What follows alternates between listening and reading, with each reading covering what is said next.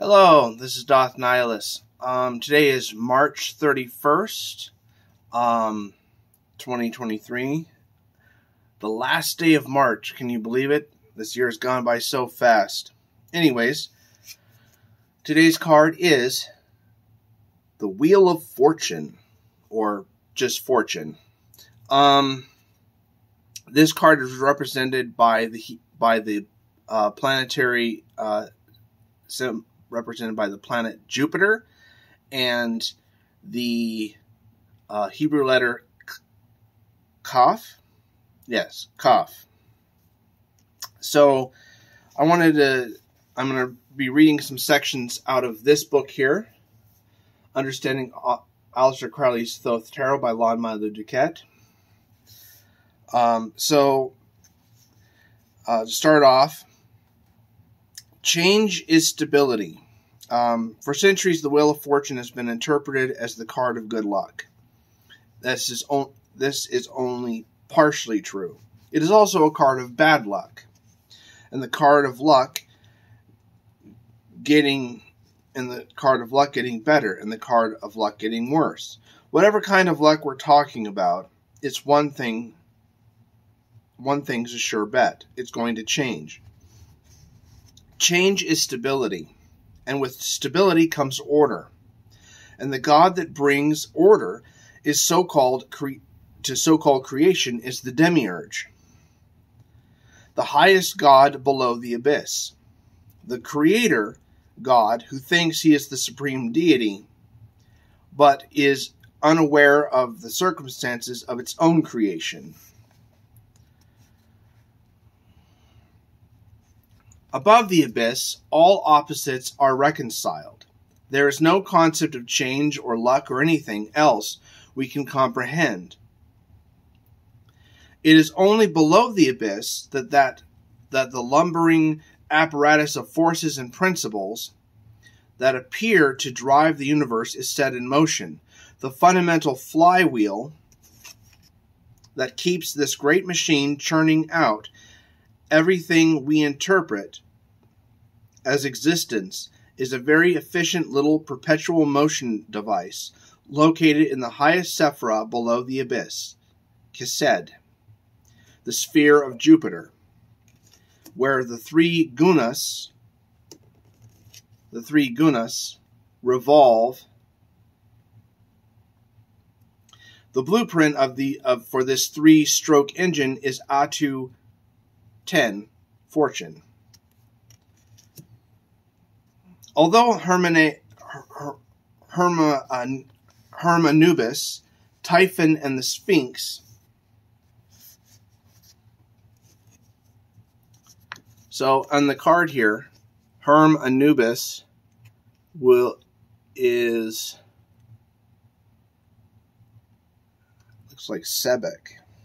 The Sphinx is right here, obviously, and then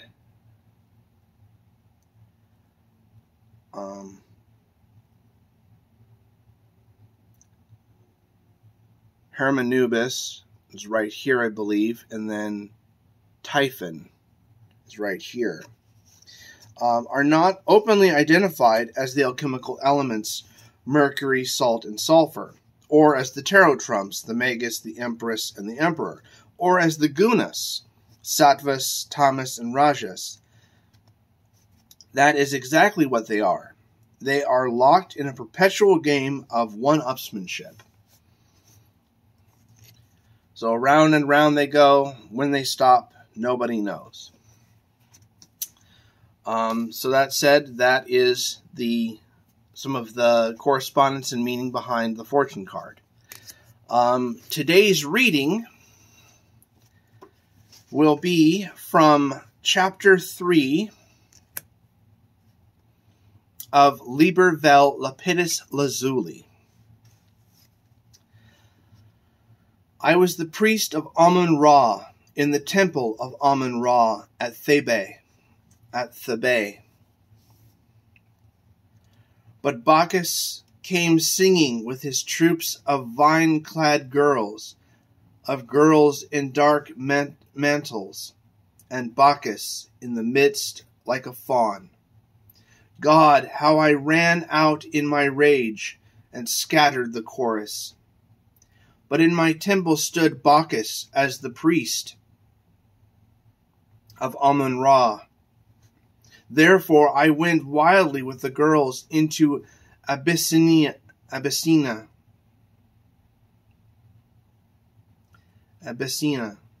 and there we abode and rejoiced exceedingly, yea, in good sooth. I will eat the ripe and the unripe fruit for the glory of Bacchus. Terraces of ilex and tiers of onyx and opal and sardonyx, leading up to the cool green porch of malachite. Within is a crystal shell shaped like an oyster. O glory of Priapus, O beatitude of the great goddess, therein is a pearl. O pearl, thou hast come from the majesty of dread Amun-Ra. Then I, the priest, beheld a steady glitter in the heart of the pearl, so bright we could not look, but behold a blood-red rose upon a rood of glowing gold. So I adored the god. Bacchus, thou art the lover of my god. I, who was priest of Amun-Ra, who saw the Nile flow by four many moons, for many, many moons, am the young fawn of the grey land. I will set up my dance in your convicles, and my secret loves shall be sweet among you.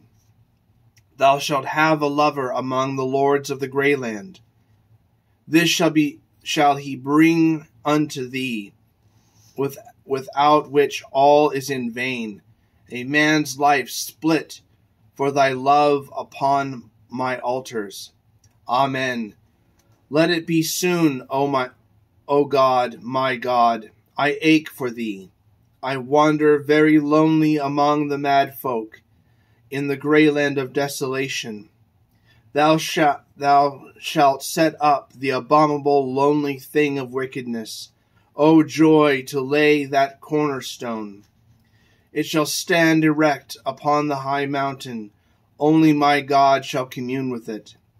I will build it with a single ruby. It shall be seen from afar off. Come, let us irritate the vessels of the earth. They shall distill strange wine. It grows under my hand. It shall cover the whole heaven. Thou art behind me. I scream with a mad joy. Then said Ithriel,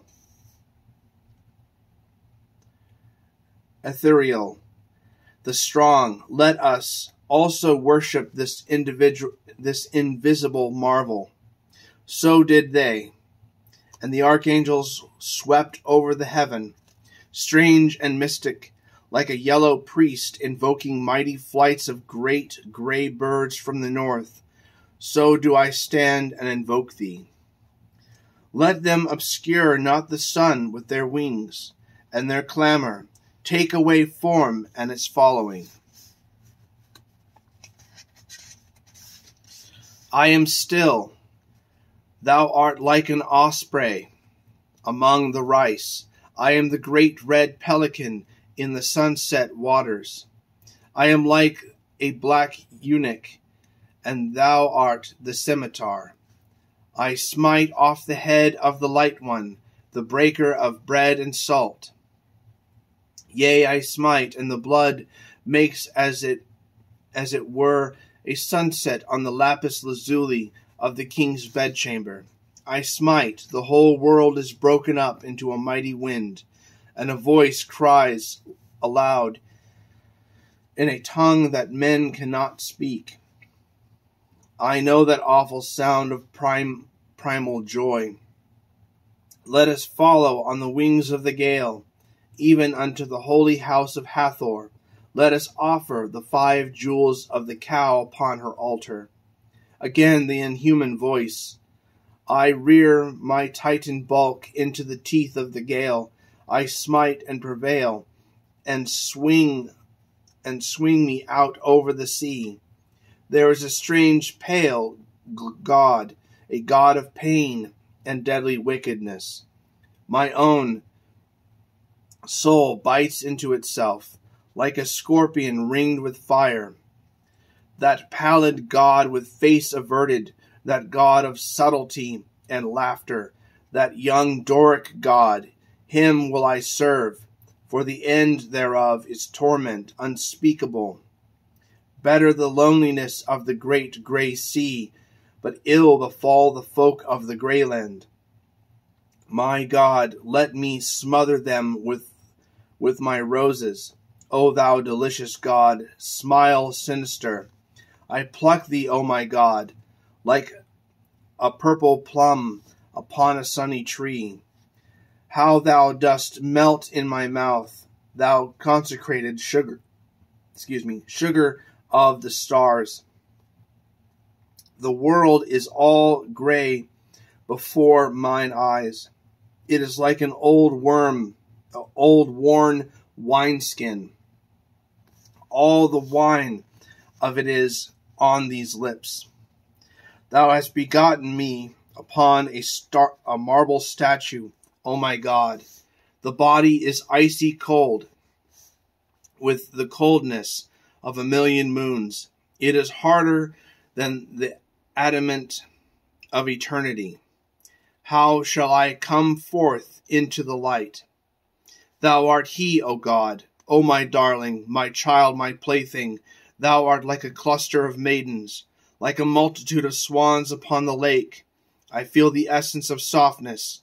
I am hard and strong and male, but come thou, I shall be soft and weak and feminine. Thou shalt crush me in the winepress of thy love.